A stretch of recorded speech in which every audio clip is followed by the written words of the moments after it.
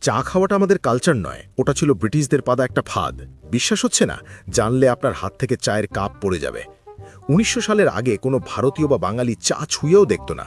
আমাদের সকাল শুরু হতো দুধ, ঘোল, লস্যি বা ফলের শরবত দিয়ে, শরীরও থাকতো চাঙ্গা। কিন্তু ব্রিটিশরা যখন আসামে হাজার হাজার একর চা বাগান তৈরি করল, তারা পড়ল বিপদে। এত চা কিনবে কে? বিলেতে পাঠিয়েও প্রচুর চা নষ্ট হচ্ছিল। তখন তারা তৈরি করল টি বোর্ড আর শুরু করল ইতিহাসের সেরা ব্রেন ওয়াশ। হাওড়া শিয়ালদহর মতো স্টেশনে তারা বিনামূল্যে ফ্রিতে মাটির ভাড়ে চা খাওয়ানো শুরু করলো। সাথে একটা ডাহা মিথ্যে রটালো, চা খেলে নাকি ম্যালেরিয়া হয় না। মানুষ সেই ফ্রিয়ের চক্করে পড়ে গেল। প্রথম দিকে তেতো লিকা চা কেউ খেতে চাইত না।